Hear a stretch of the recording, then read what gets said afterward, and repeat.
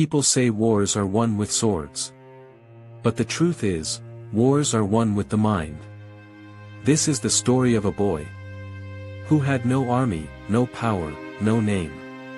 Yet with nothing but his intelligence, he forced kings to their knees. This is not a story of a hero. This is the story of someone far more dangerous. The night was dark. So dark that even the moon had disappeared behind the clouds. And in that darkness, a boy was running. Barefoot. Breathing hard. Desperate. Behind him, voices echoed through the narrow streets. Catch him. He's a thief. But he wasn't a thief. His name was Aryan. And all he was trying to do was survive. He didn't look back.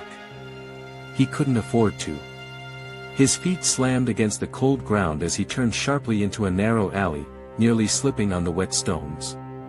His lungs burned, but he kept running. If they caught him, it would be over. Not prison. Not punishment. Death. He darted behind a broken wall and crouched low, pressing his body into the shadows. His breathing was loud, too loud. He covered his mouth, forcing himself to stay still. Footsteps. Closer. Voices. They couldn't have gone far. Search the alley. Aryan shut his eyes. His heart pounded so violently he thought it would give him away. Seconds felt like hours. Then. Silence. The footsteps faded. They moved on. Aryan slowly exhaled. For a moment, he just sat there. Then a small smile appeared on his face. Not strength, he whispered. Intelligence. Aryan was not like the others in the slums. He had been born into nothing. His father, a laborer, had worked until his body gave out. One day, he simply collapsed. And never stood again. His mother tried to hold things together. For a while. But hunger is a cruel enemy. And eventually, it took her too. After that, Aryan was alone. People say being alone makes you weak. Aryan had learned something different. Being alone meant, you depended on no one. The thing they were chasing him for that night was a bag of bread.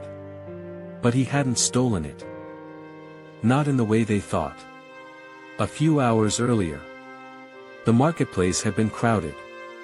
Busy. Loud. Perfect. Aryan stood near the edge, watching. Observing. Waiting. His eyes locked onto a well-dressed man buying fresh bread from a vendor. Aryan didn't rush. He never rushed. He walked calmly toward him. Sir, Aryan said politely, you dropped something. The man immediately checked his pocket. What? Where? Aryan pointed to the ground. There. As the man bent down, Aryan moved. Quick. Precise. Silent. He lifted the bag of bread from the man's hand. And vanished into the crowd. That's not stealing, Aryan muttered now, taking a bite. That's winning. But every clever move comes with a price. And tonight, that price had been chasing him through the streets. He sat quietly, finishing the bread. Each bite felt like victory. Like survival. Like proof that he could outthink the world. But he wasn't alone.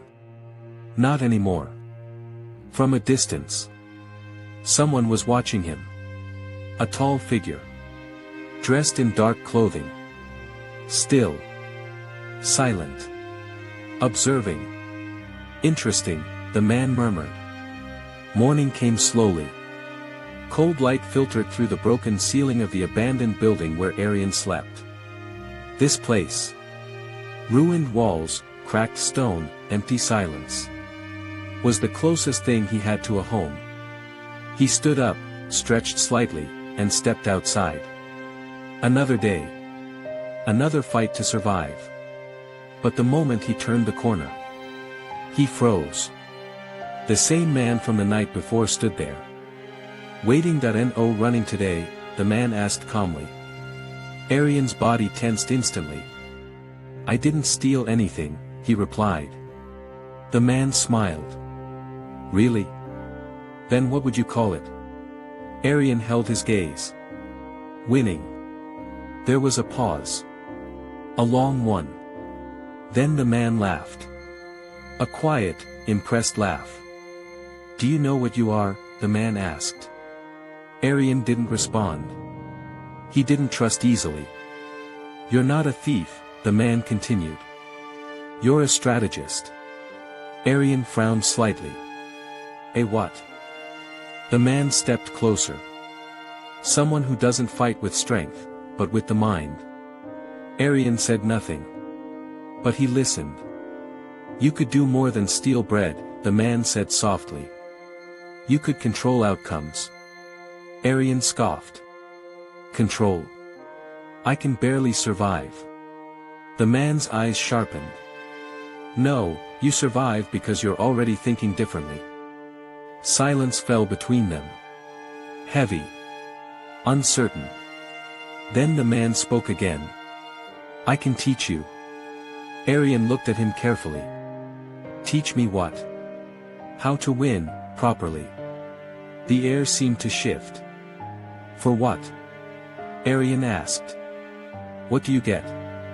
The man smiled again. This world is a game, he said. And I'm looking for someone who understands how to play it. Arian glanced back at the broken streets behind him. The hunger. The loneliness. The endless struggle. Then he looked at the man. I have one condition, Arian said. The man raised an eyebrow. I don't become anyone's servant. The man chuckled. Servant? No. He stepped closer. You become the mind behind the throne. Arian's eyes narrowed. That was different. And in that moment, for the first time in his life, he wasn't just thinking about survival. He was thinking about power. Fine, Arian said quietly. And just like that, everything changed.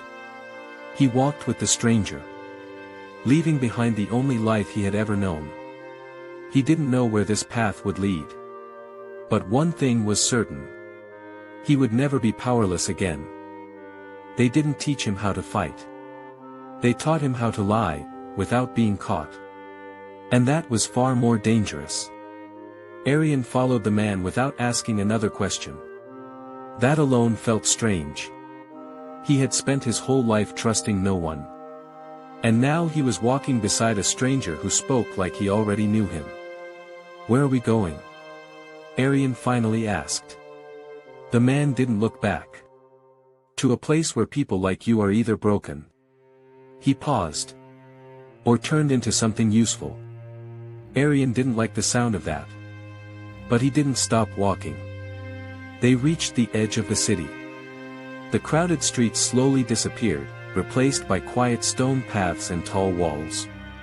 Big houses. Clean roads. Guards. This was not Arian's world. Stay close, the man said. I don't need protection, Arian replied. The man smirked. No. You need control. They passed through a gate without being stopped. That confused Arian.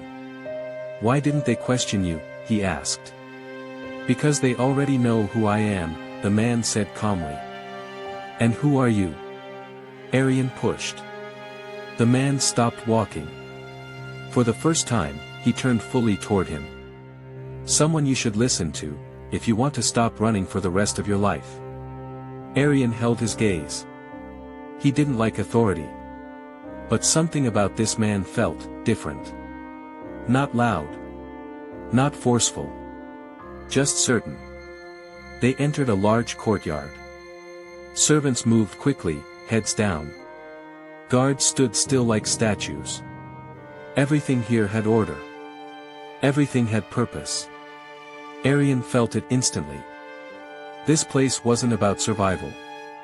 It was about power. "You'll stay here," the man said.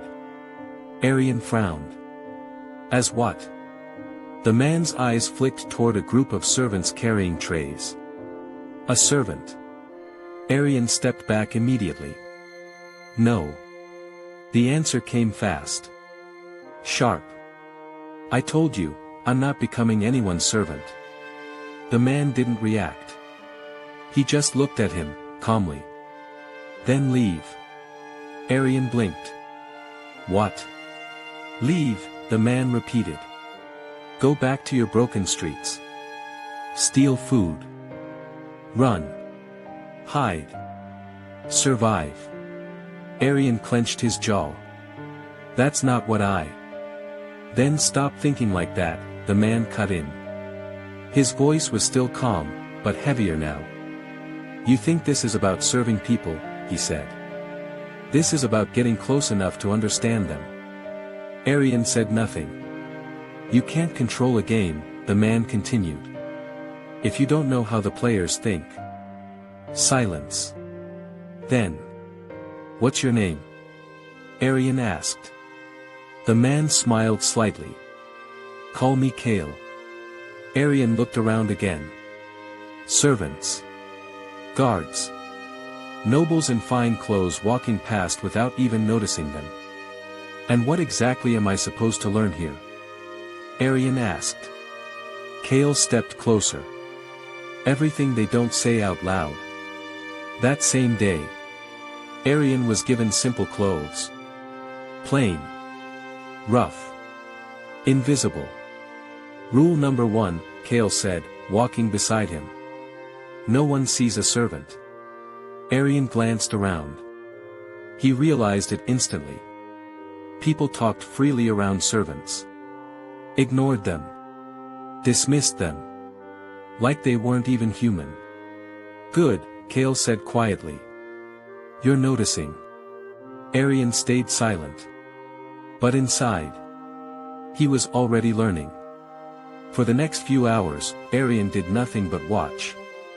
Who talked to who? Who avoided eye contact? Who gave orders, and who hesitated? It wasn't random. There was a pattern. Always a pattern. By evening, Kale returned. "Well?" he asked. Arian didn't hesitate. "The fat one near the fountain isn't as powerful as he pretends." Kale raised an eyebrow. "Explain." "He talks loudly, but keeps looking at the man in blue before making decisions." Kale nodded slowly. "Go on." "The man in blue barely speaks, but everyone listens when he does." Arian crossed his arms slightly. "He's the real power." For the first time. Kale looked impressed. "Good," he said. "Very good." Arian felt something shift inside him. Not pride. Not exactly. Something sharper. "You're ready," Kale said. Arian frowned. "For what?" Kale leaned slightly closer. "For your first test." Night fell again. But this time, Arian wasn't running. Kale handed him a small object. A ring. Gold. Heavy. Important. "You see that man?" Kale said, pointing toward a noble standing near the balcony. Arian nodded. "Yes. That ring belongs to him." Arian looked at the ring in his hand, then back at Kale. "You want me to steal it, and give it back?" Kale shook his head. "No." A pause. "I want you to make him believe it was never stolen." Arian's eyes narrowed. "What?" Kale's voice dropped slightly. "By morning, that man should be wearing this ring." He tapped it lightly. "And have no idea it was ever missing." Silence. Arian stared at the ring. Then at the man. Then back at Kale. "That's impossible," Arian said. Kale smiled. "That's why it's a test." Arian's mind started racing. Fast. Sharp. Dangerous. This wasn't about stealing. This was something else. Something deeper. And if I fail? Arian asked quietly. Kale's expression didn't change. Then you go back to being nothing. Arian clenched the ring in his hand. The game had begun. And for the first time, he wasn't just trying to survive. He was trying to win. Arian took a slow breath. And stepped into the crowd. Somewhere in the distance. The noble laughed, unaware. Arian watched him carefully. Every move. Every habit. Every weakness. I'll make you believe your own lie, Arian whispered under his breath. And then he disappeared into the night. The challenge was putting it back without anyone noticing. One mistake, and he wouldn't get a second chance. Arian stood in the shadows, watching the noble carefully. The man was loud, careless, surrounded by people who laughed too quickly at his jokes. Good. Men like that were easy to read. But this wasn't just about reading him, this was about controlling what he believed. Arian's eyes moved to the man's hand, and he froze. The ring wasn't there. For a split second, his mind went blank. Then his grip tightened around the ring in his pocket. If the ring was already gone, that meant someone else had taken it. His heart started racing, but his face stayed calm. Think, he whispered to himself. Don't panic. Use it. He scanned the room again, slower this time. Servants moving, guards watching, nobles talking. Then he saw him. A thin man standing near a pillar, looking around too often, too quickly. Nervous. Sweating.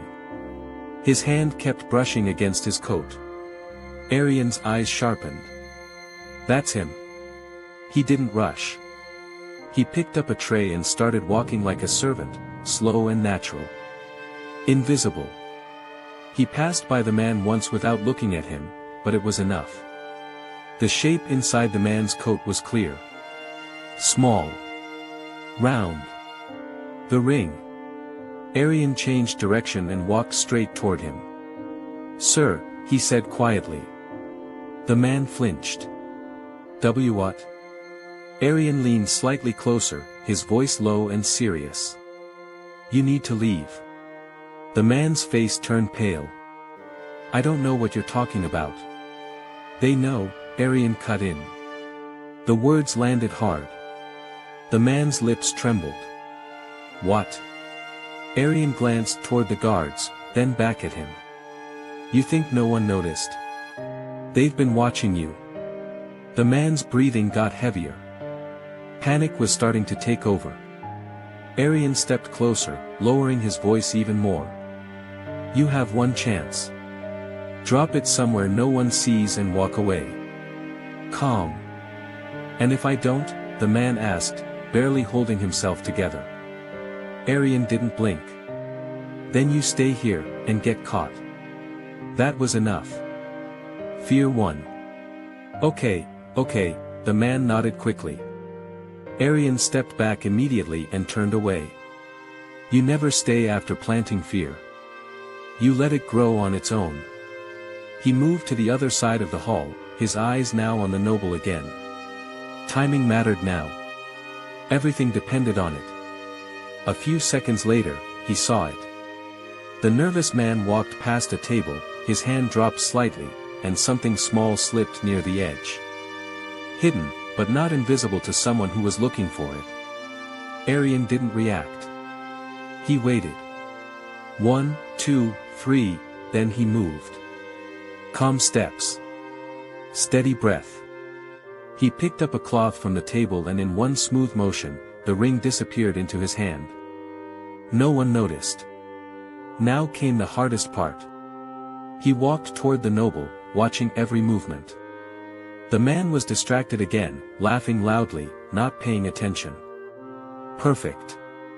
Arian stepped close, pretending to adjust something on the table beside him. Just as he was about to move, the noble suddenly turned. What are you doing? The man asked. For a second, everything could have fallen apart. But Arian didn't step back, didn't hesitate. He looked confused instead. "Sir," he said softly.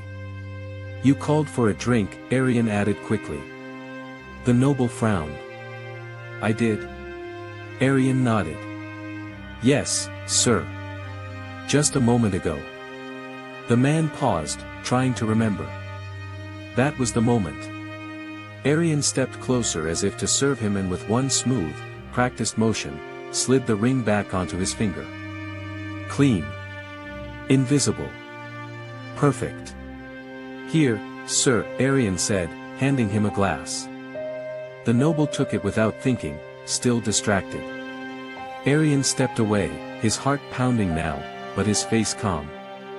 As he turned, he heard the noble mutter, "Strange. I thought I lost something." Arian kept walking. Then the man looked at his hand and said, "No, it's right here." Arian didn't look back. But something inside him shifted. This wasn't stealing. This was control. Later that night, he stood in front of Kale. "Well?" Kale asked. Arian stayed silent.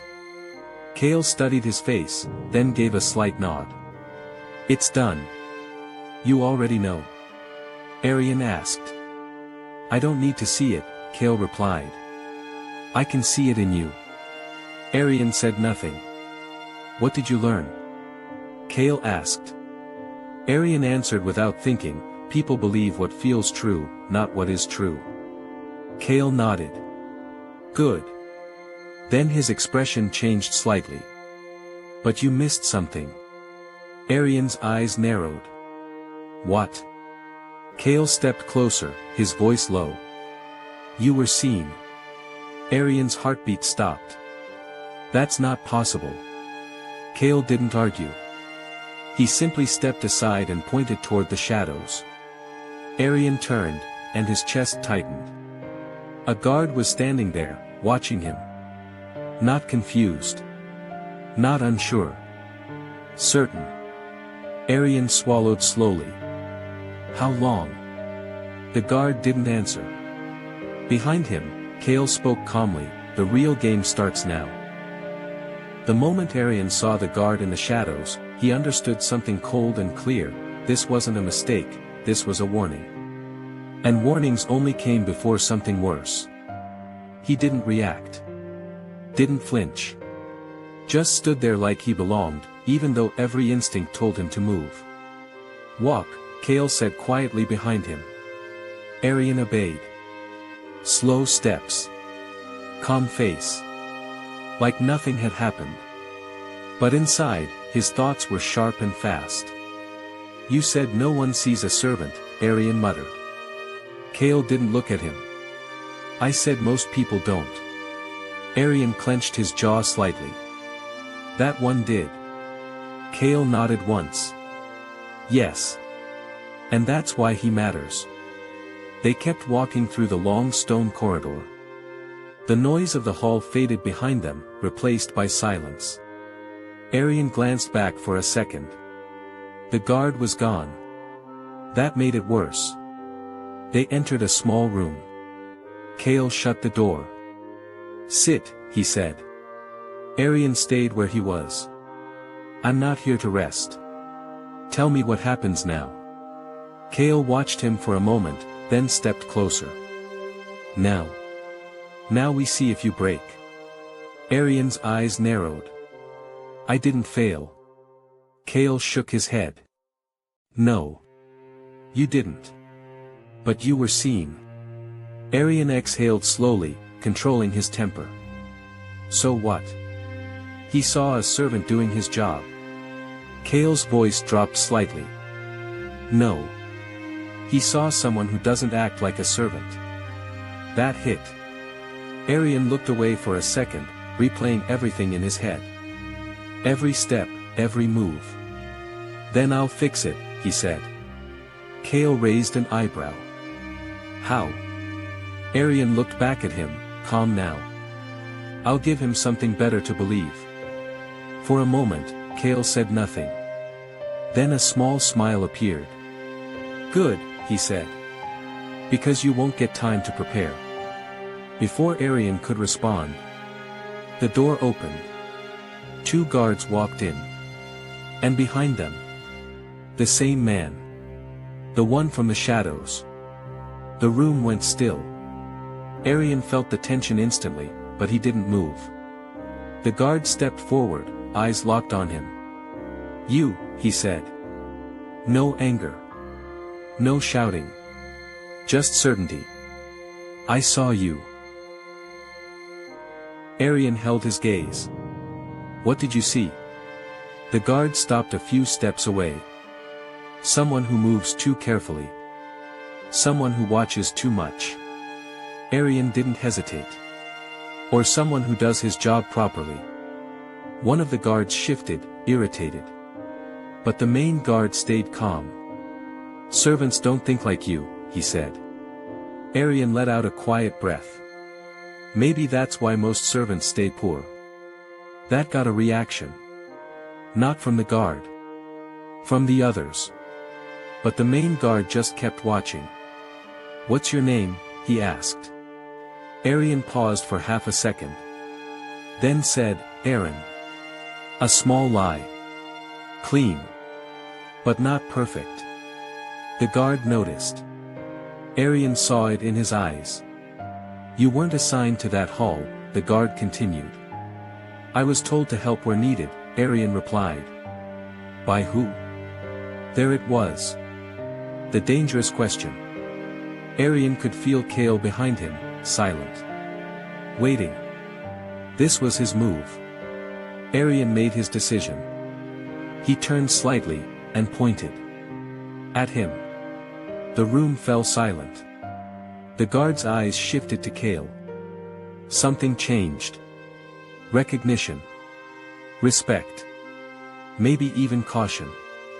Kale stepped forward calmly. "He followed my instructions. Observe. Assist. Stay unnoticed." The guard looked back at Arian, studying him one last time. Then he stepped back. "Be careful," he said to Kale. "Not all minds stay loyal." Kale gave a faint smile. "That's what makes them useful." The guard held his gaze for a moment longer, then turned and walked out. The others followed. The door closed. Silence. Arian didn't speak. Didn't move. Then Kale let out a quiet laugh. "That," he said, "was your real test." Arian turned sharply. "You set this up?" "Yes." "You let him think I was suspicious?" "Yes." Arian stepped closer. "You could have stopped it." Kale nodded. "I could have." "Then why didn't you?" Kale's expression turned serious. "Because I needed to know if you could survive without me." Arian stared at him. Anger rose for a second. Then faded. "Fine," he said. Kale raised an eyebrow. "No anger?" Arian's voice was steady now. "There's no point. I learned something." "What?" Kale asked. Arian looked toward the door where the guard had stood. "There's always someone watching," he said quietly. "And the real danger is the one who says nothing." Kale smiled. "Good." Then his tone shifted. "Because next time." Arian looked at him. "He won't just watch." Arian's chest tightened slightly. "What does that mean?" Kale stepped closer, voice low. "It means he'll test you himself." Outside the room, in the dark corridor. The guard stood still. Not gone. Not far. Listening. And this time. He was smiling. The next time the guard looked at him, Arian realized something chilling. This man wasn't trying to catch him, he was trying to understand him. Morning came, but it didn't feel like a new day. Arian hadn't slept. He sat near the edge of the courtyard, pretending to clean a metal tray while his mind replayed everything from the night before. Every word. Every look. Especially the guard. There was something wrong about him. Not loud. Not aggressive. Just patient. And that made him dangerous. You're thinking too much. Kale's voice came from behind. Arian didn't turn. And you're not thinking enough if you believe that. Kale stepped beside him. Overthinking slows you down. Arian finally looked at him. And underestimating gets you killed. For a second, neither of them spoke. Then Kale gave a small nod. Good. You're learning. Arian looked away again. He's not like the others. No, Kale said. He's not. Who is he? Arian asked. Kale paused this time. Then said quietly, his name is Ravik. Arian repeated it in his mind. Ravik. It felt sharp. Like the man himself. He doesn't trust easily, Kale continued. And once he notices something, he doesn't let it go. Arian's grip tightened slightly on the tray. So he's going to come after me. Kale didn't sugarcoat it. Yes. Silence. Good, Arian said after a moment. Kale raised an eyebrow. Good. Arian stood up slowly. If he's watching me, I can watch him back. For the first time, Kale smiled properly. That's the right mindset. The day moved slowly. But Arian didn't waste it. He watched Ravik. From a distance. Always at the right angle. Never too close. Ravik didn't behave like the other guards. He didn't stand still. Didn't talk much. Didn't show authority. But somehow, everyone adjusted when he moved, like they felt him before they saw him. Arian noticed something else too. Ravik didn't look at people directly. He looked past them. As if he was watching what they might do, not what they were doing. That's why he saw me, Arian thought. He wasn't watching me. He was watching the possibility of me. Hours passed. Nothing happened. No confrontation. No questions. That was worse. By evening, Arian felt it. The tension building. Like something was about to snap. And then. It did. Aaron. Arian froze for half a second. Then turned. Ravik was standing behind him. Close.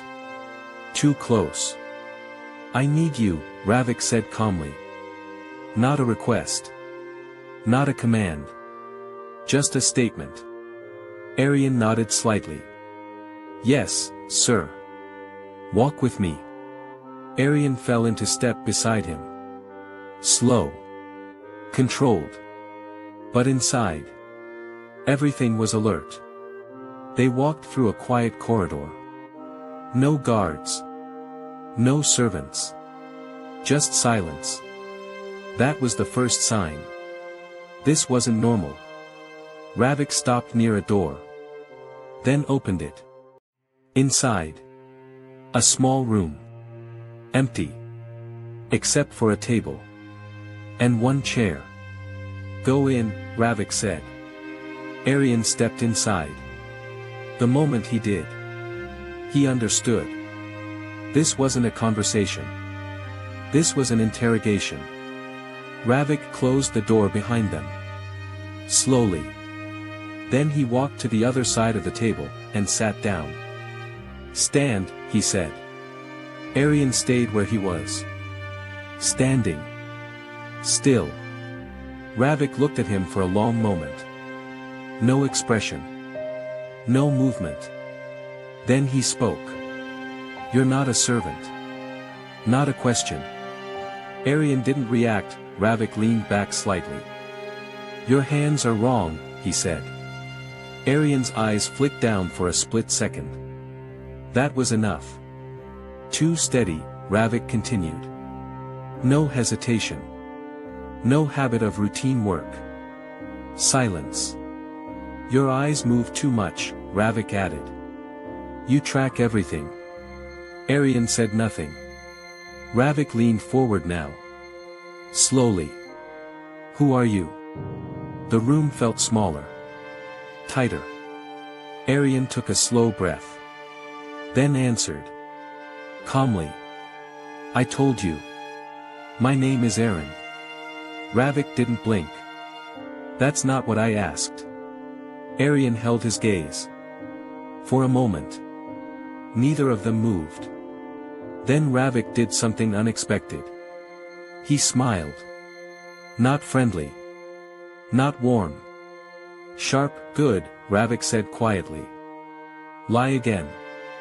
Arian felt it. This wasn't about answers. This was a game. And Ravik was testing how far he could push him. Why would I lie? Arian asked. Ravik's smile faded. Because the truth would get you killed. Silence. Arian's heartbeat slowed. Not faster. Slower. He understood now. Fear wouldn't help here. Only control. You already think I'm lying, Arian said. So it doesn't matter what I say. Ravik's eyes narrowed slightly. Interesting, he murmured. Then. He reached into his pocket. And placed something on the table. Arian's eyes shifted. Just for a second. A small object.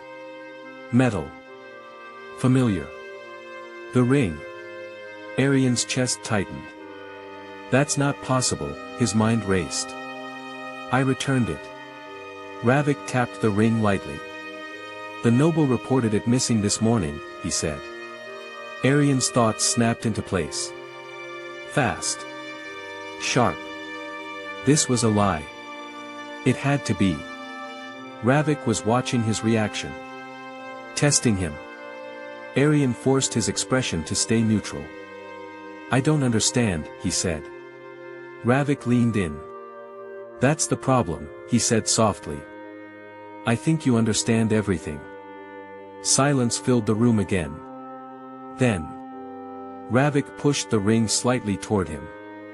Take it, he said. Arian didn't move. Go on, Ravik added.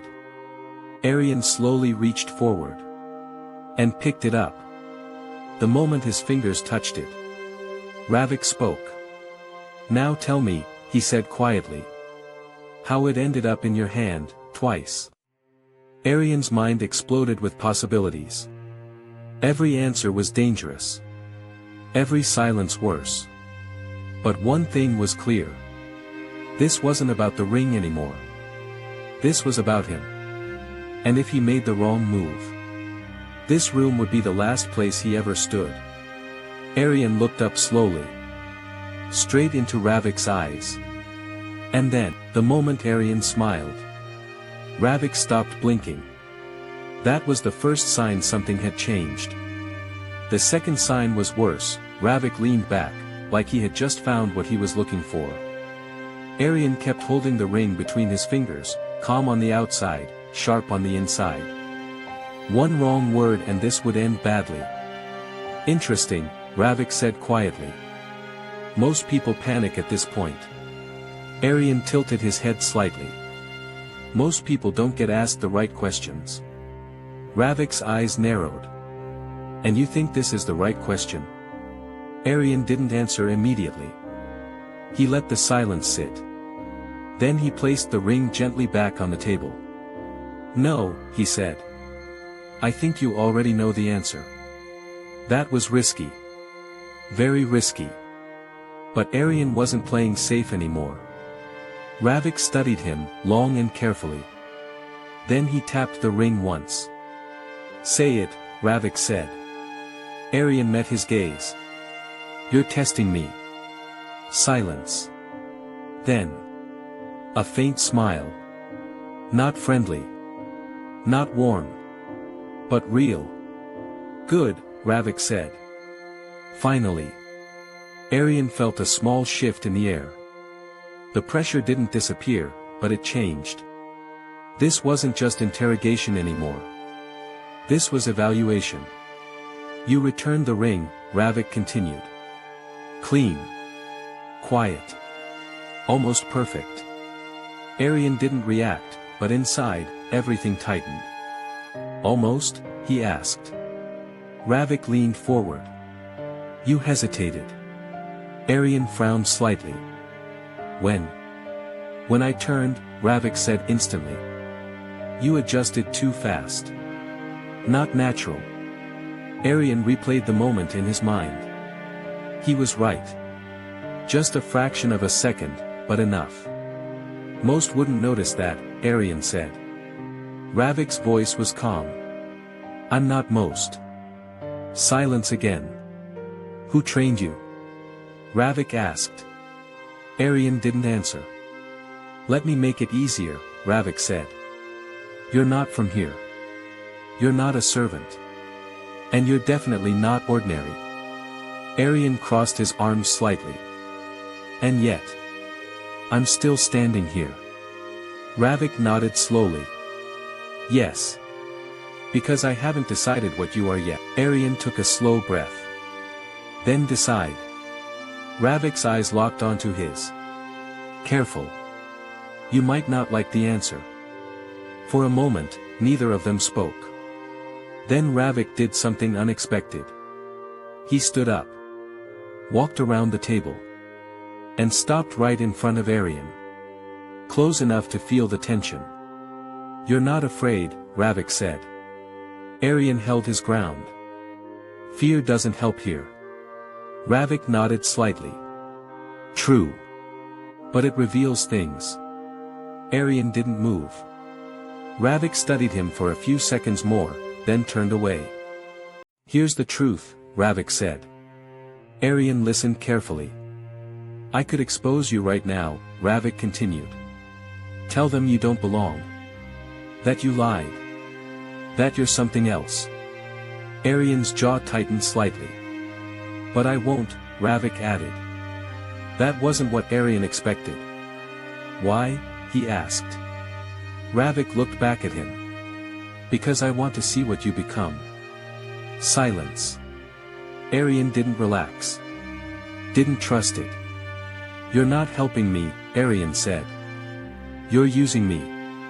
Ravik smiled faintly. Of course. At least he was honest.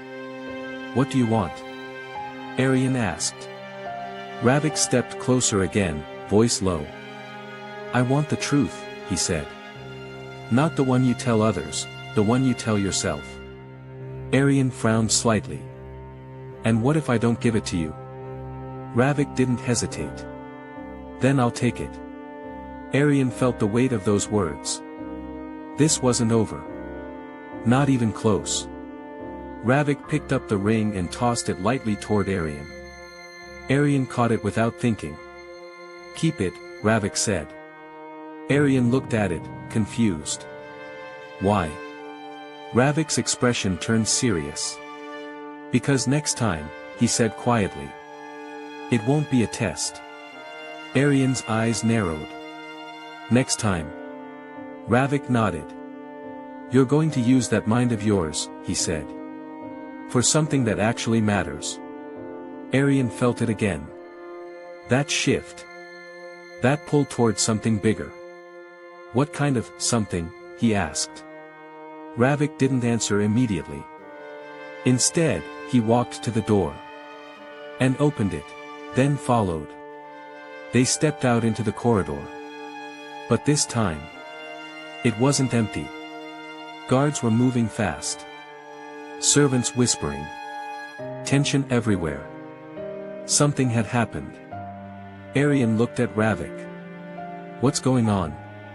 Ravik's voice was calm, but colder now. The ring you returned, he said. Arian's grip tightened slightly. It belongs, Ravik continued. To a man who was found dead this morning. Everything stopped. Arian's mind went blank for a second. Dead, he repeated.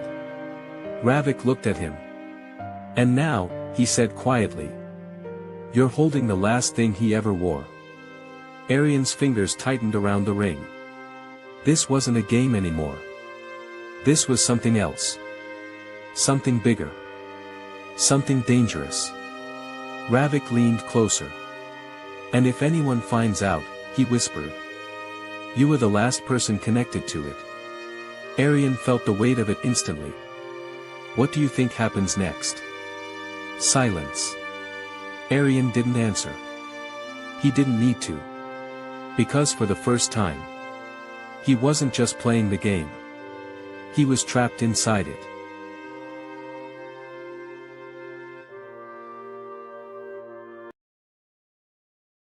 The palace was no longer just a place of rules. It had become a place of preparation for war. Arian stood near the outer chamber, silent, as guards rushed past him with maps, coded messages, and sealed letters. No one paid him attention anymore. That was new. And dangerous. Because invisibility inside a palace was never random, it was assigned. You're still standing here. Ravik's voice came from behind him. Arian didn't turn immediately. I wasn't told to move. A faint pause. That's the problem, Ravik said. No one is telling you anything anymore. Arian finally looked at him. Then tell me. Ravik stepped closer, lowering his voice. Something big is happening tonight. Not politics. Not ceremony. Arian narrowed his eyes. War. Ravik didn't answer directly. That silence said enough. Arian glanced at the movement around them. And I'm still inside the palace instead of being removed. That means I'm either irrelevant. He paused slightly. Or useful. Ravik studied him carefully. You learn fast. I survive fast, Arian corrected. That answer made Ravik's expression shift slightly, like he was re-evaluating something. Come, Ravik said.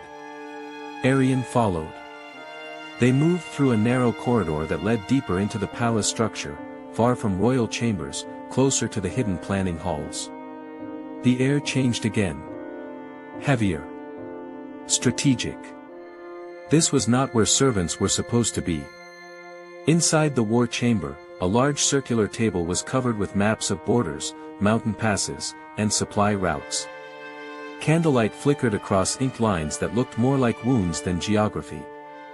High-ranking officials stood around it. No one spoke when Arian entered. But several eyes shifted. Not curiosity. Suspicion. The woman in black robes stood at the center again. She looked at Arian like he was a variable in a calculation that refused to settle. You brought him, she said to Ravik. Ravik nodded once. He observes well. Arian didn't like the sound of that. You're not here to observe, the woman said, now addressing him directly. Arian met her gaze. Then why am I here? A pause. A long one. Then she placed a small sealed token on the table. This route, she said, pointing to a thin mountain pass on the map, will decide whether we survive the next week. Silence tightened in the room. Arian looked at it carefully. Then at the soldiers. Then at the map again. Something was wrong. Not in the plan. In the trust. You're expecting betrayal, Arian said quietly. A few officials stiffened. Ravik didn't react. The woman's eyes narrowed slightly. Explain.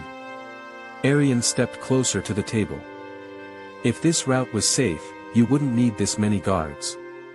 You wouldn't need secrecy. And you wouldn't bring me here. That last line changed the room. Because now they were listening. Not as a servant. But as a mind. Arian pointed at a secondary path. This is the real weakness. Not the main route. One of the generals snapped. That path is too unstable. Exactly, Arian interrupted calmly. Which is why no one expects an army to use it. Silence again. This one heavier. The woman stared at him for a long moment. Then slowly leaned over the map. Ravik's eyes didn't leave Arian. Something was shifting. Not loudly. Not visibly. But permanently. You're saying we changed the entire strategy, one official asked. Arian shook his head slightly. I'm saying you stop thinking like people waiting to be attacked, and start thinking like people who know where the attack will come from. The room went still. That idea was dangerous. Because it was right. The woman finally spoke. And if you're wrong? Arian met her eyes without hesitation. Then you lose, he said simply. A beat. Then another. No one moved. No one spoke. Finally, Ravik exhaled slowly. He's not wrong. That was enough. The decision wasn't made with agreement. It was made with uncertainty. And that was worse. The woman turned slightly. We will test it. Arian frowned. Test. Ravik stepped closer. A controlled movement. Small unit. Tonight. Arian understood immediately. A trap disguised as strategy. And he was now part of it. As they left the chamber, Ravik leaned slightly toward him. You didn't just speak, he said quietly. You shifted the room. Arian didn't look at him. That's not power. Ravik raised an eyebrow. Then what is it? Arian's voice stayed low. Survival, when everyone else thinks they're in control. Ahead of them, the palace corridors felt different now. Like something had already started moving. Even if no one had declared it yet. And deep inside Arian's mind, one thought formed clearly. He was no longer inside the palace. He was inside its war. The message arrived with no sound. No knock. No warning. Just a single blood-stained paper slid under Arian's door. Arian froze. For a second, he didn't move. Didn't breathe properly. Then slowly, he picked it up. The ink was rushed. Shaky. But the words were clear.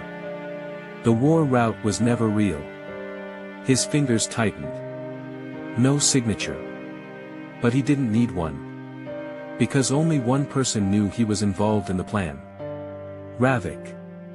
Arian stepped out immediately. The corridor felt different today. Too quiet. Like the palace was holding its breath. People moved, but avoided him. That was new. Whispers followed him instead of footsteps. He caught fragments. He changed the plan. The outsider. Betrayal. Arian's jaw tightened. So fast. Or had it already been planned this way? He found Ravik near the war chamber. Alone. Waiting. That alone was wrong. Ravik never waited. You saw the message, Ravik said before Arian could speak. Arian stopped walking. So it's true. Ravik didn't answer immediately.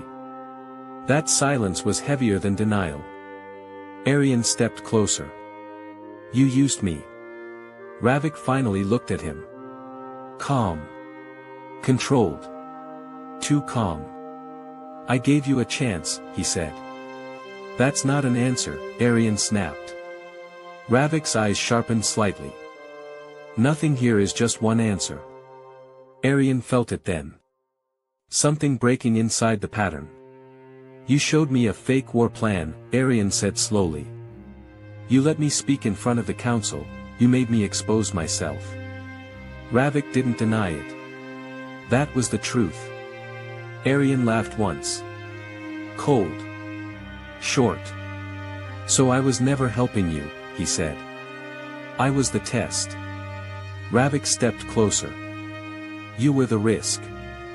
Arian's voice dropped. And now? Ravik's expression changed for the first time. Not softer. Just, final. Now you're the proof. Arian frowned. Proof of what? Ravik leaned in slightly. That someone inside the palace is feeding information to the enemy. The words didn't land immediately.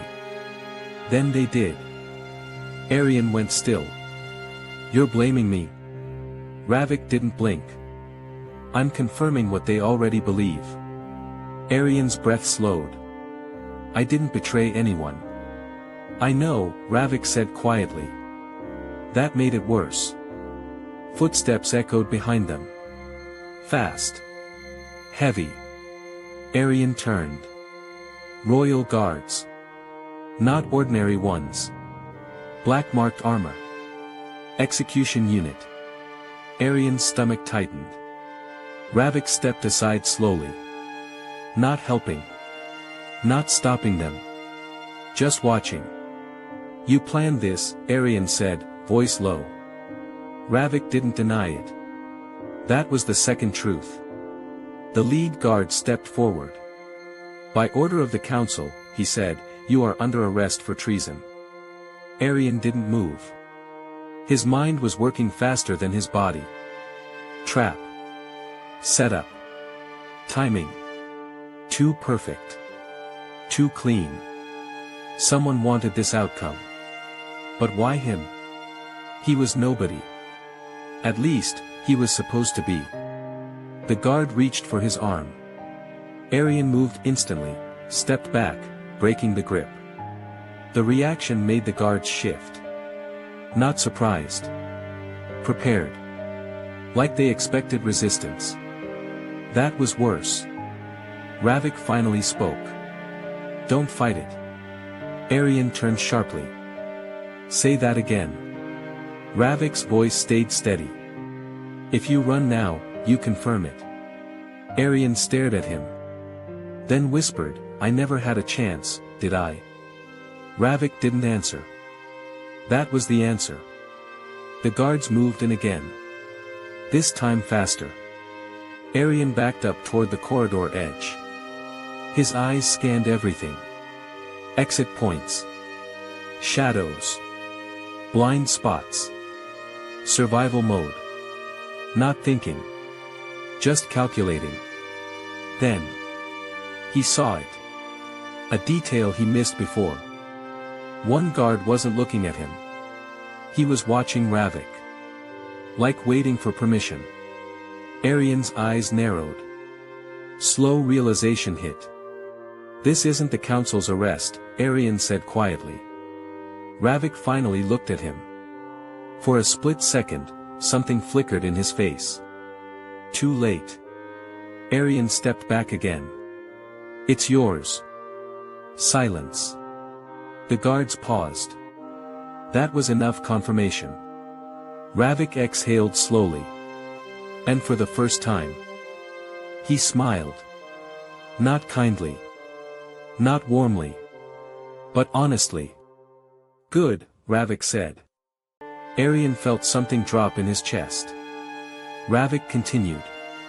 You finally saw it. A pause. I didn't find a traitor, he said. I created one. The guards moved again.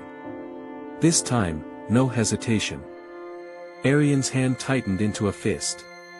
No escape. No ally. No truth left. Only one thought remained in his mind. If this was a lie, then what else in the palace was real? And as the guards closed in, Ravik quietly added one last line.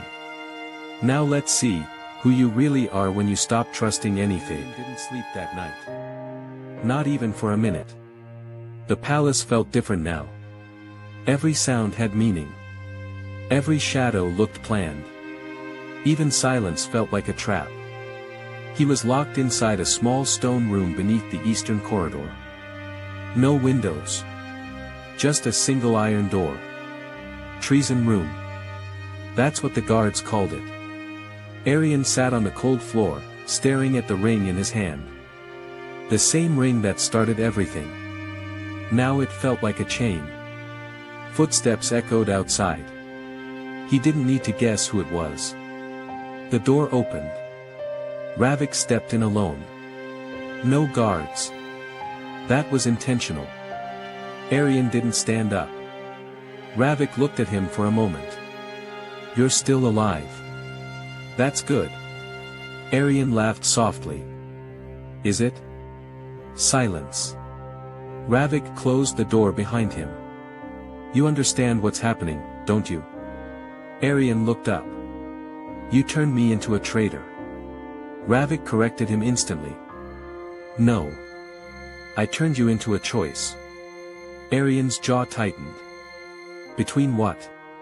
Ravik stepped closer. Between truth and survival. Arian stood slowly now. Those were never opposite. Ravik studied him. In this palace, they are. That line hit harder than expected. Arian looked away for a second. Why me? Ravik didn't answer immediately. Then quietly said, because you don't belong to anyone. Arian frowned. That's not a reason to destroy me. Ravik shook his head slightly. No. It's a reason to control you. Silence dropped between them. Heavy. Uncomfortable. Real. Arian finally spoke. So what am I now? A weapon? A mistake? Or a plan that went wrong? Ravik's voice lowered. You're still useful.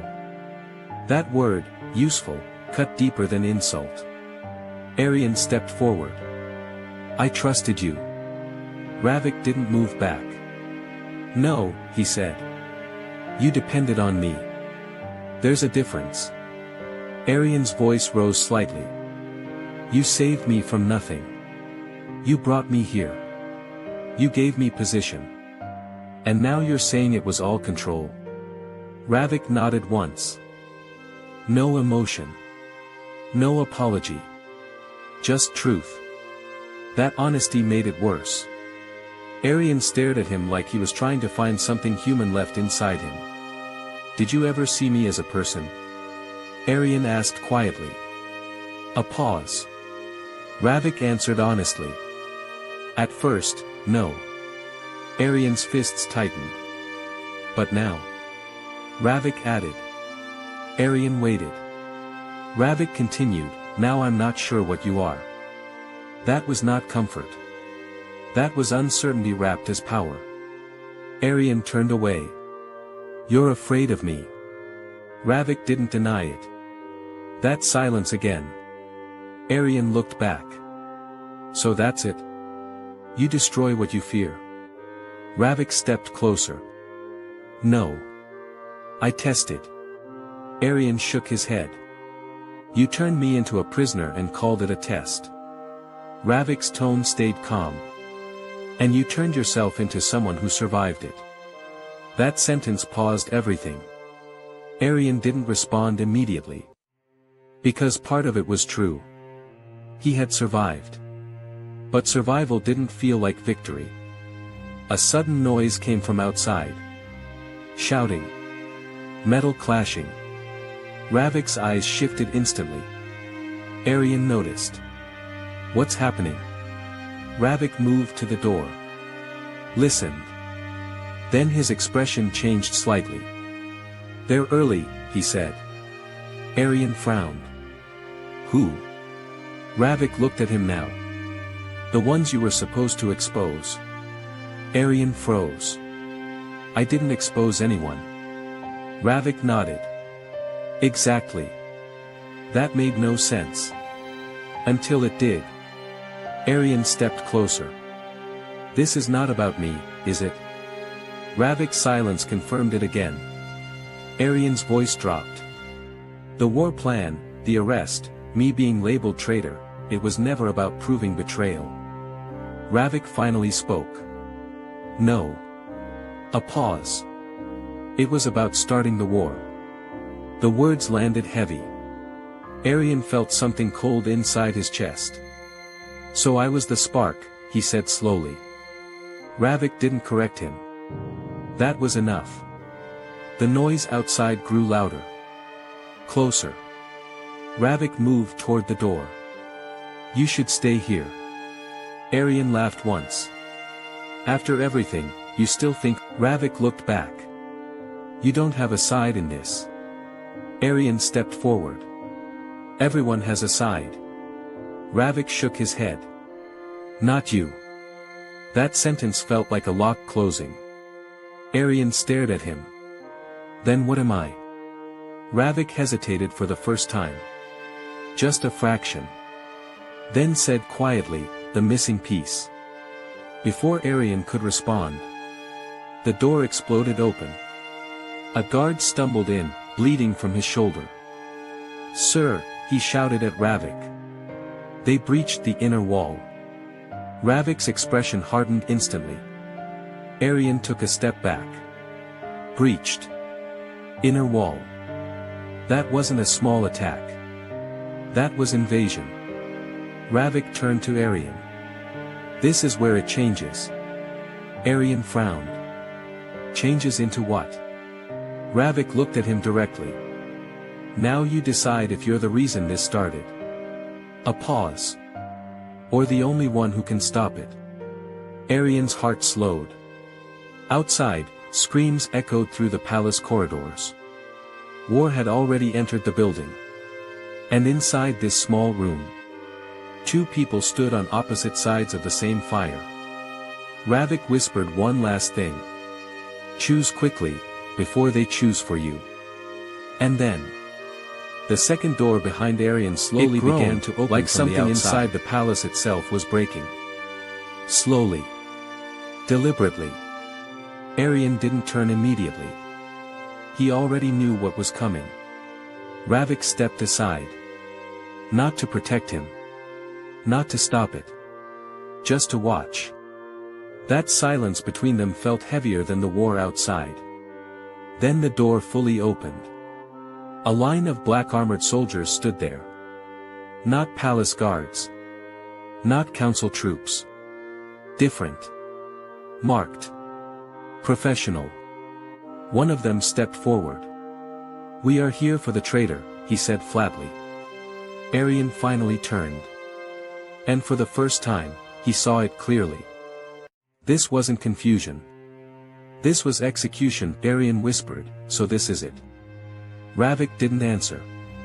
The soldier raised his hand slightly. "Take him." Two men moved in. Fast. Arian reacted instantly, stepped sideways, grabbed the first arm, twisted, used momentum.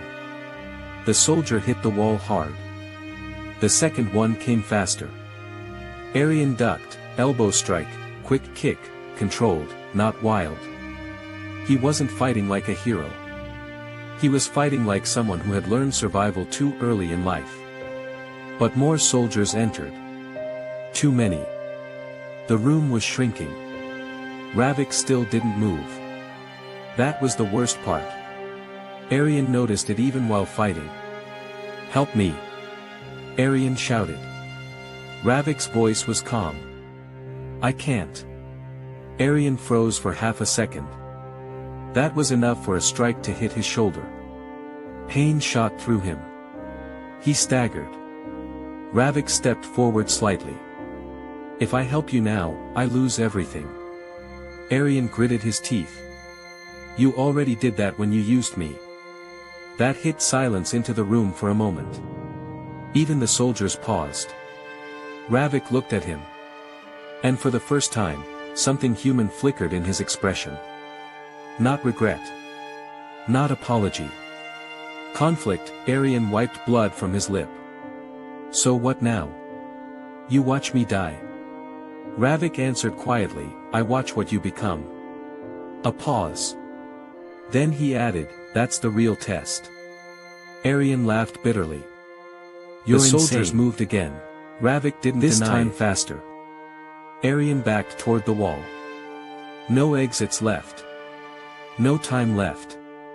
Just pressure. And something inside him snapped. He stopped resisting like a servant. And started thinking like something else.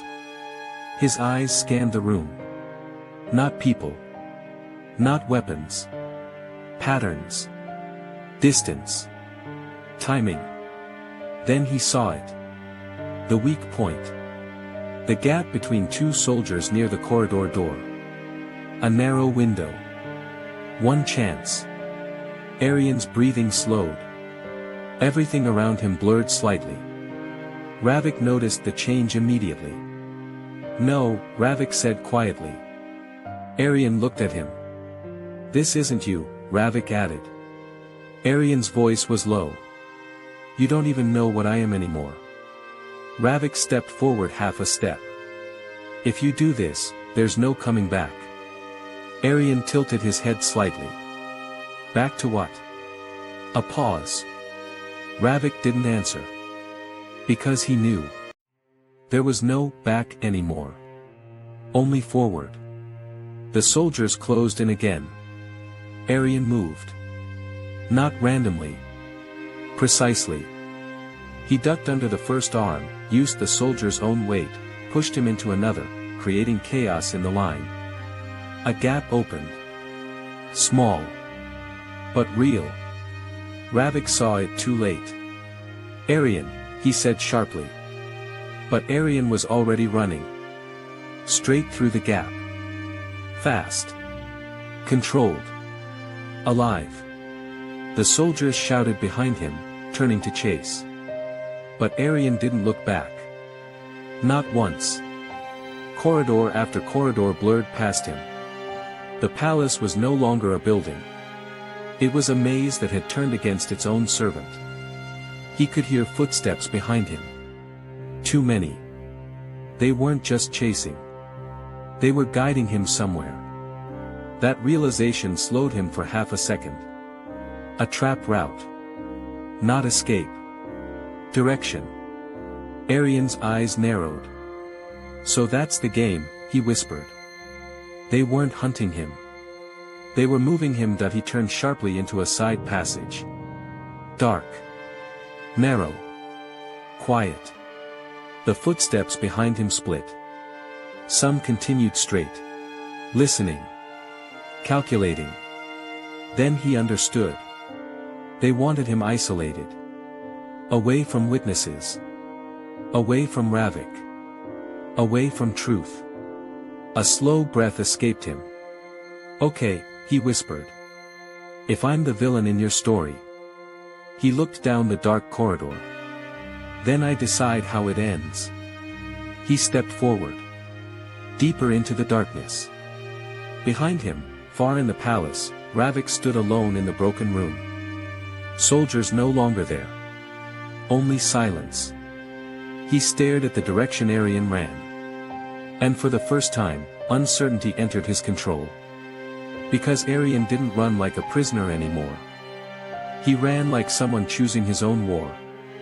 And somewhere deep inside the palace, a hidden bell rang once. Not an alarm.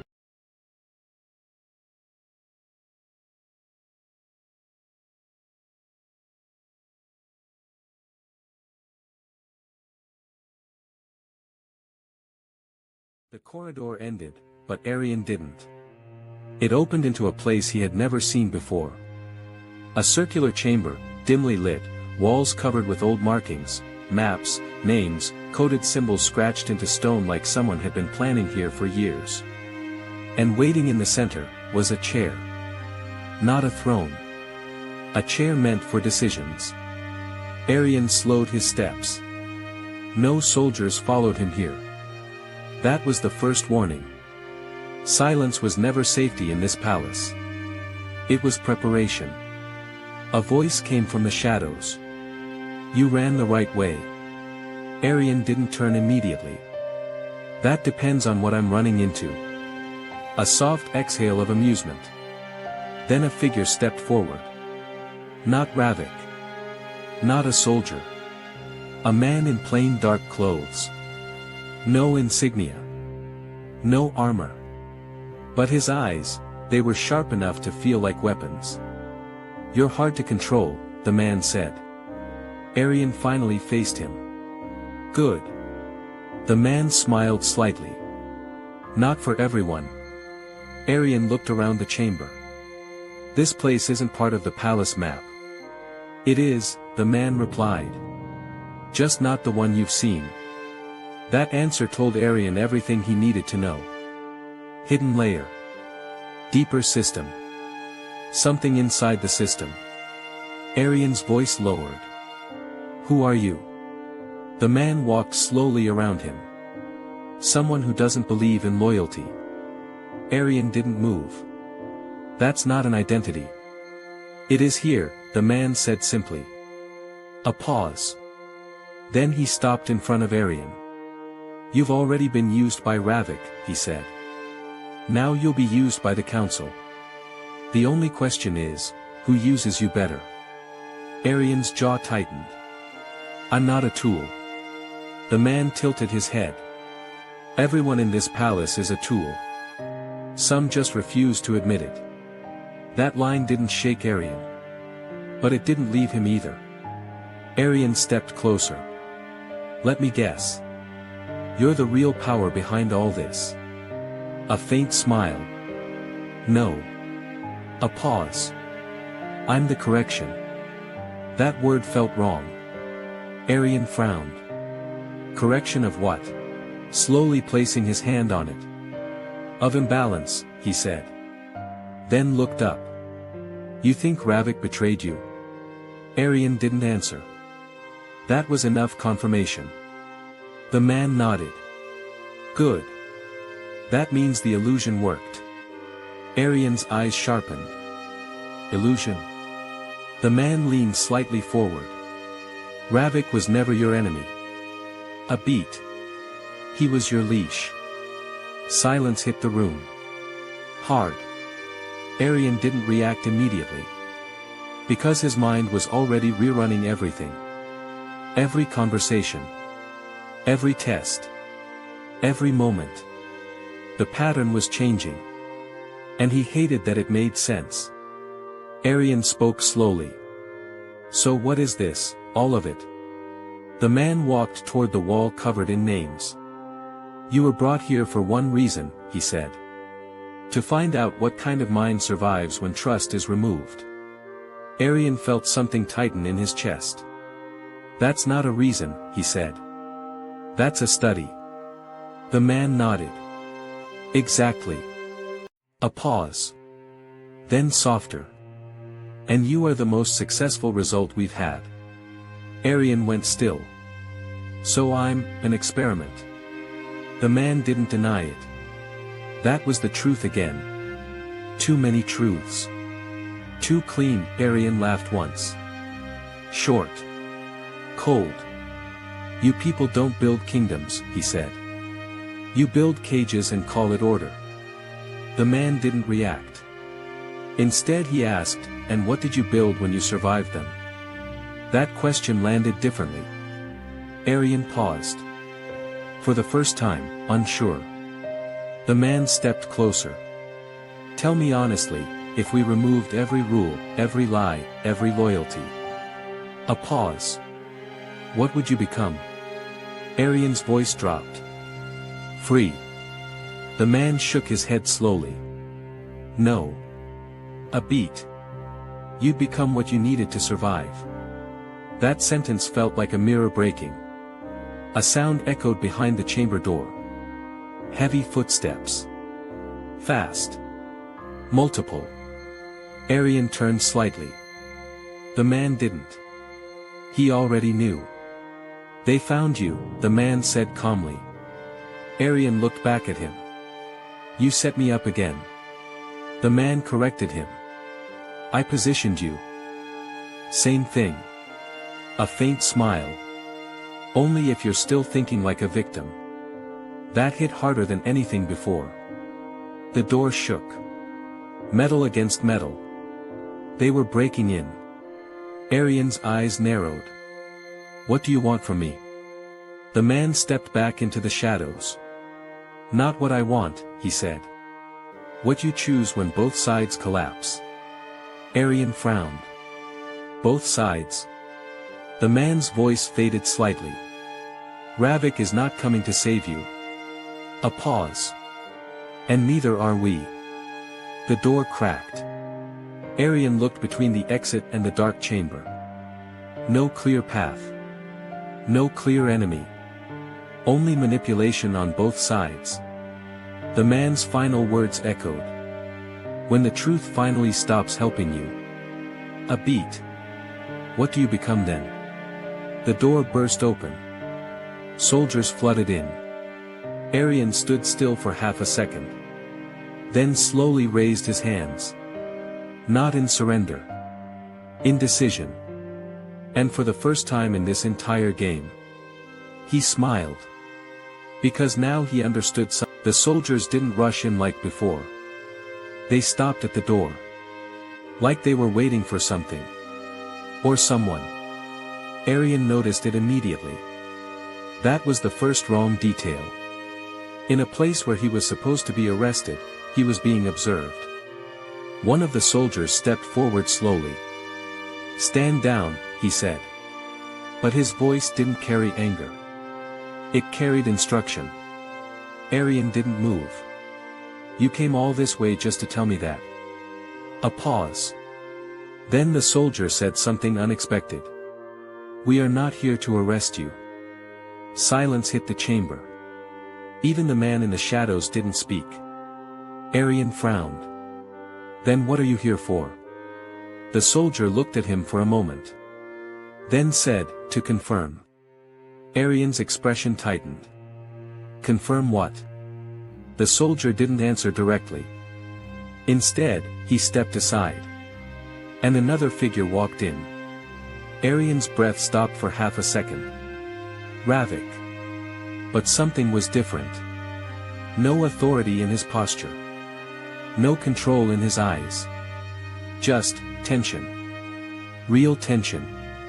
Arian's voice dropped. "So you finally showed up." Ravik didn't respond immediately. He looked at the soldiers first.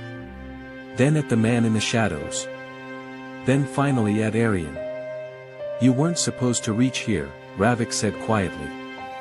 Arian let out a cold laugh. "That seems to be the story of my life lately." Ravik stepped closer. "This isn't what you think."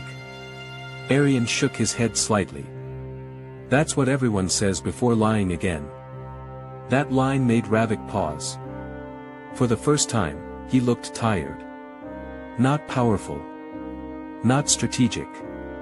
Just tired. The man in the shadows finally spoke. "You brought him here." Ravik didn't deny it. Arian turned sharply. "So it's true." Ravik exhaled slowly. "I brought you into the palace, yes." A silence. Heavy. Then Ravik said it. "You were never a traitor." Arian didn't react immediately. Because part of him already knew that. But hearing it still shifted something. Ravik continued, "You were never an enemy either." A pause. "You were a trigger." Arian frowned. "For what?" Ravik's voice dropped. "For revealing who controls the palace."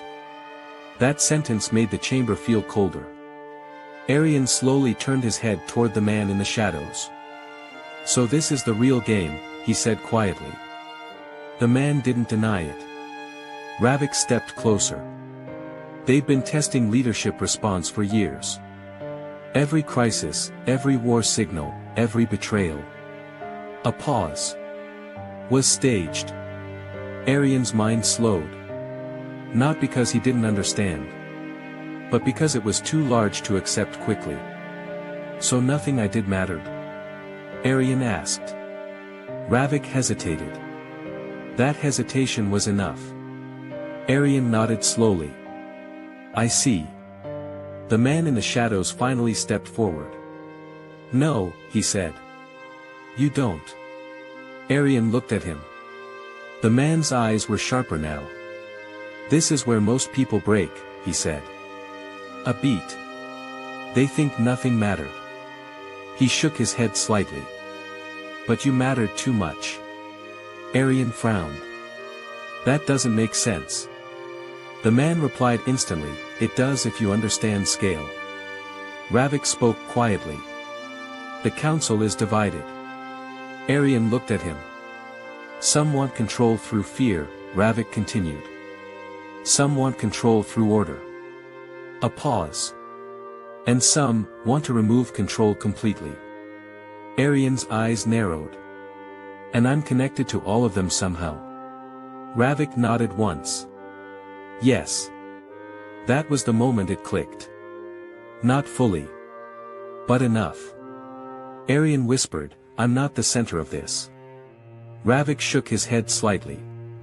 No, he said. You're the proof that the center exists. Silence. Even the soldiers didn't move. The man in the shadows stepped closer. You think you've been used, he said.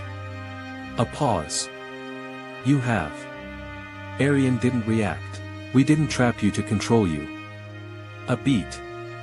We trapped you to see who would come for you. Aryan's voice was low. And who came? Ravik answered honestly. Everyone. That word hit differently. Aryan slowly looked around the chamber. Soldiers. Ravik. The man. Different sides. Same attention. He wasn't a prisoner anymore. He was a signal. Aryan spoke quietly. So what now? The man smiled slightly. Now we stop pretending you're the problem. A pause. And start deciding what you are worth. Aryan frowned. Worth to who? Ravik answered this time. To whoever wins next. That sentence changed the air again. Aryan felt it. The shift wasn't in the room. It was in the system behind it. Something was about to collapse. And he was standing at the exact point where it would begin. The man stepped back into the shadows again. His final words echoed. Truth is no longer hidden, Aryan. A pause. It is being chosen.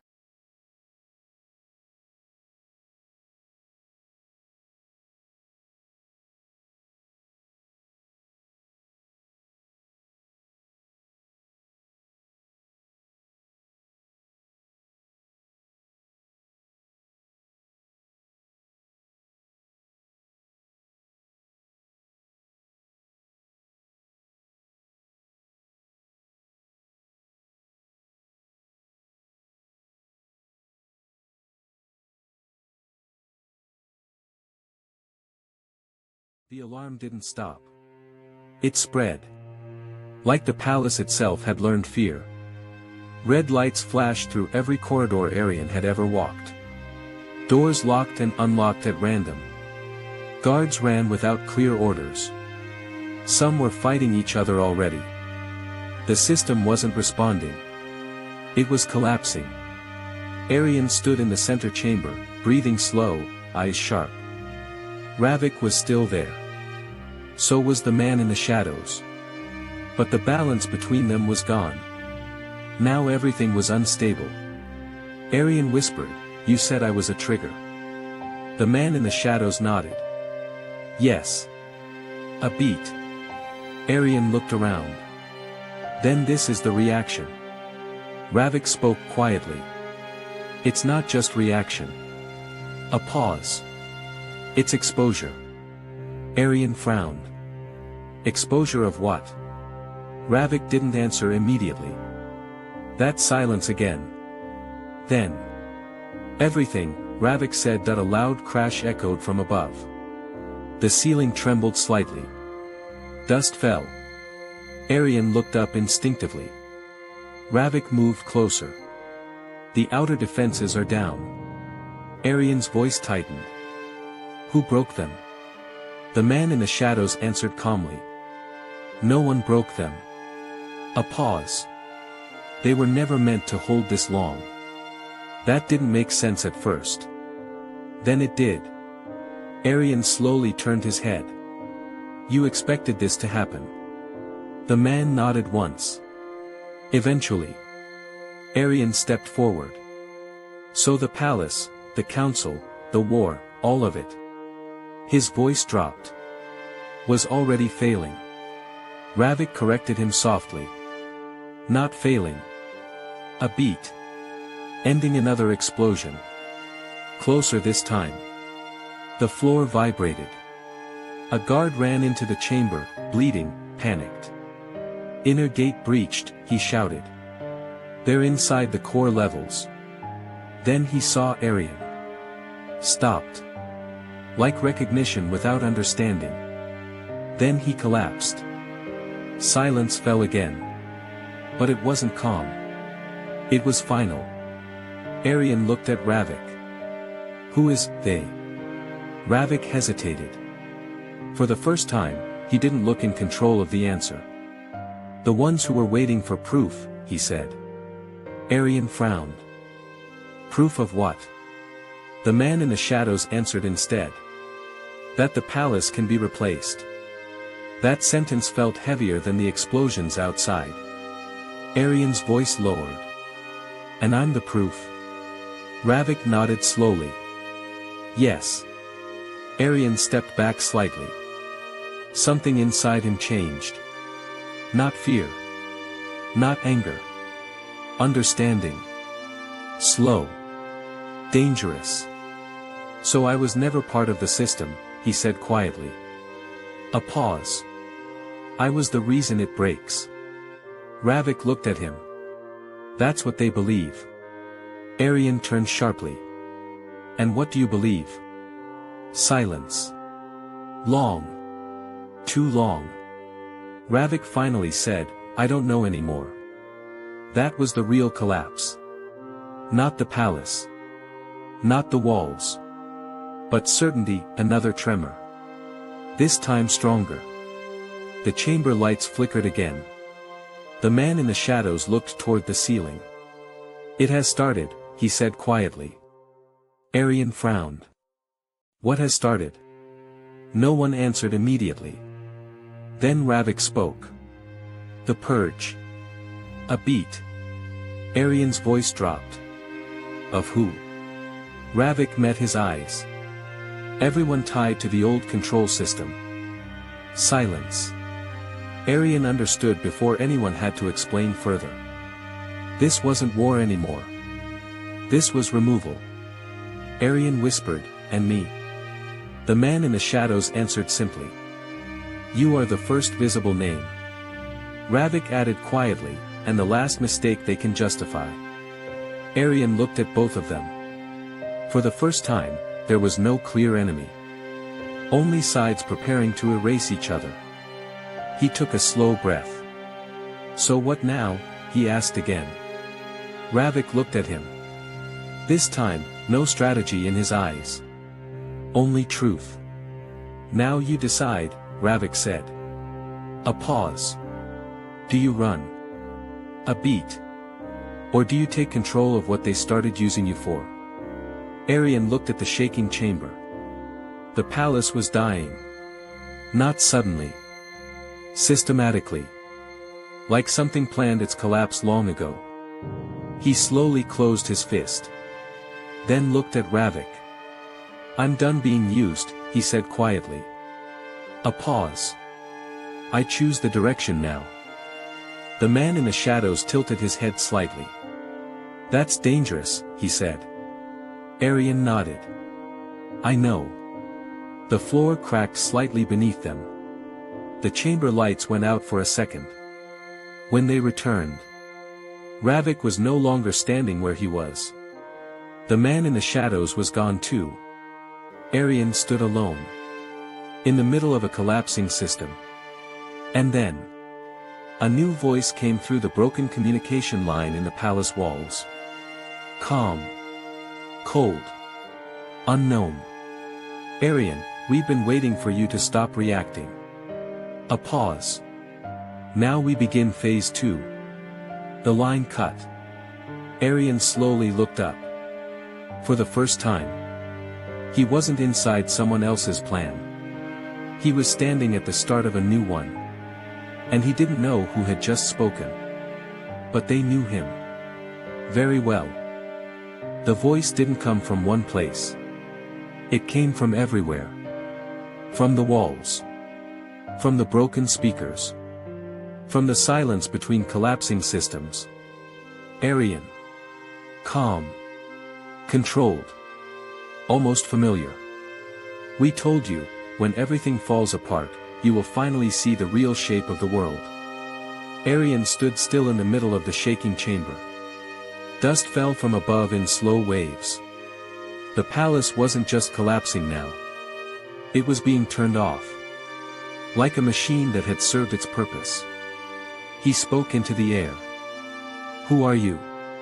A pause. Then the voice replied. You already met us. That was enough to freeze him.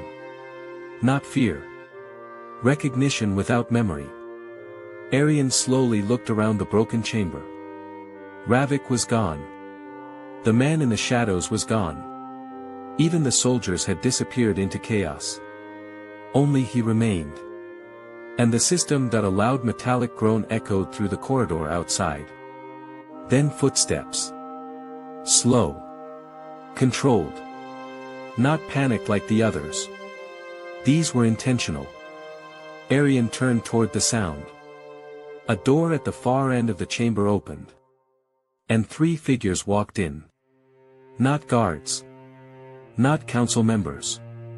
Not soldiers. They wore plain clothing. No insignia. No weapons visible.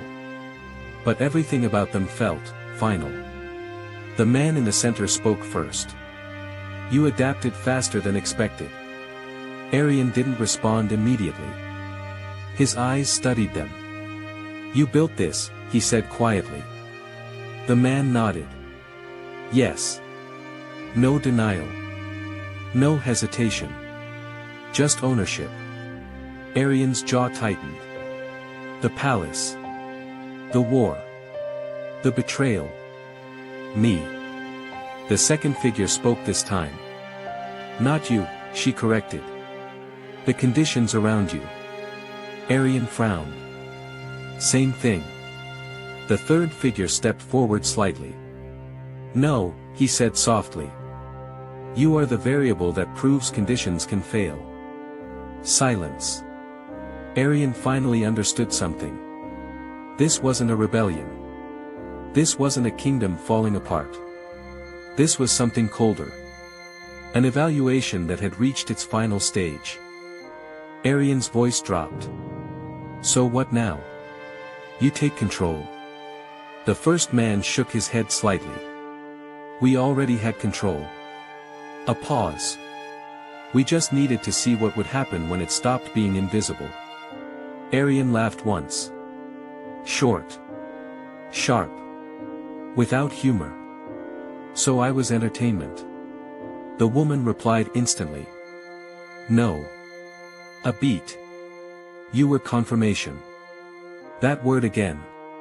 Confirmation. Arian felt something tighten in his chest. He looked at them one by one. And Ravik, he asked. The 3 exchanged a brief glance. Then the first man answered. An intermediary. A pause.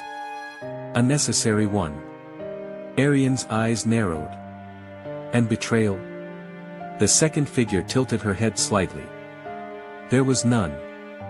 That hit differently. Arian stepped forward. Then what was it? The man replied calmly.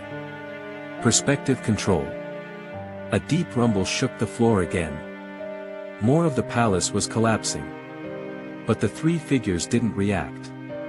They already knew the timing. Arian spoke slowly. You made me distrust everyone. The woman nodded. Yes. You made me fight my own allies. Yes. You made me think I was alone. Another pause. Yes. Arian's voice lowered. And what did that prove? The first man looked at him directly. That you don't collapse under isolation.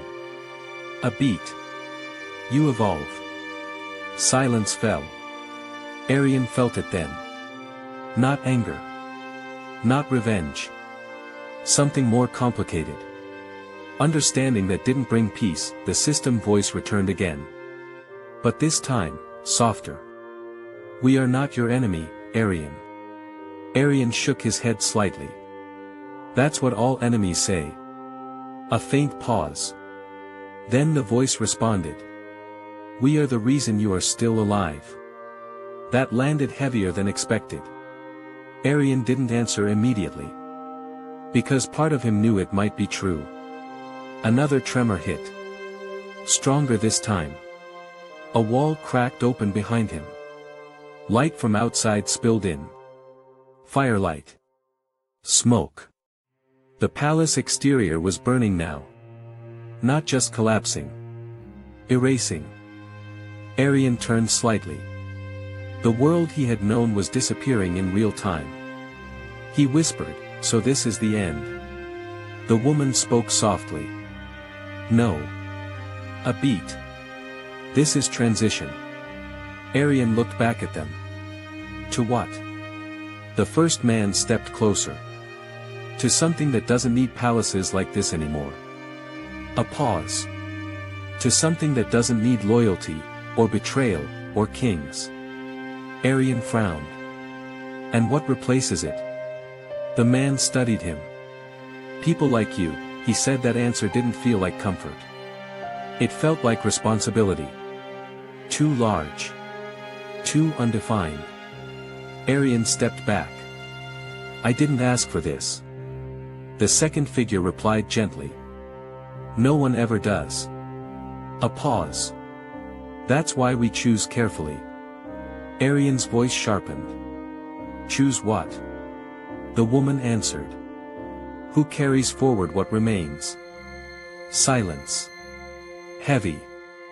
Final. Arian looked at the burning palace through the broken wall. Everything he had survived. Everything he had learned. Everything that had used him. It all led here. To a choice that didn't feel like a choice. He turned back. "If I refuse?" he asked. The first man didn't hesitate. "Then you leave." A beat. "And we continue without you." Arian frowned. "That's it?" The man nodded. "We never needed you to obey." A pause. "We only needed to see if you could understand." Arian stood still. The palace groaned again. A final collapse beginning somewhere deep inside its core. Time was no longer slow. It was ending in pieces. Arian finally spoke. "So what am I, really?" The three figures looked at him for a long moment. Then the voice answered softly. "You are the first successful dove." A pause. That did not return to the cage. Silence. Arian closed his eyes for a second. Everything in him had changed too many times. Trust. Betrayal. Control. Freedom. None of it meant the same anymore. He opened his eyes. And made his decision. "I won't follow you," he said quietly. A pause. "But I also won't run." The figures watched him carefully. Arian continued. "I choose to understand this world on my own terms." Silence. Then the first man nodded slightly. "That was expected." A beat. "Good." The system voice faded. The three figures began to step back into the smoke. Before leaving, the woman looked at Arian one last time. "You will be watched," she said. Arian nodded once. "I know." The man added, "and tested." Arian replied, "I know that too." The final figure spoke softly. "And alone." A pause. Arian looked at the burning palace. Then answered without hesitation. "I've been alone since the beginning." They disappeared. Not through doors. Not through corridors. Just into the collapsing light. And then. Silence. Arian stood in the ruins of what used to be a kingdom. The palace was gone now. Only fragments remained. Fire in the distance. Ash in the air. And a sky that no longer felt owned by anyone. He took one slow step forward. Then another. No guards. No Ravik. No council. No enemy. No ally. Only himself. But just as he reached the edge of the broken chamber, a final message appeared on a cracked screen embedded in the stone. One line. Unknown sender. Unknown origin. But the words were clear. Phase 2 is complete. Phase 3 begins with your first decision outside the palace. Arian stared at it. And for the first time, he realized something terrifying. The palace was never the story. It was only the introduction. He stepped into the burning world outside. And the screen behind him turned black.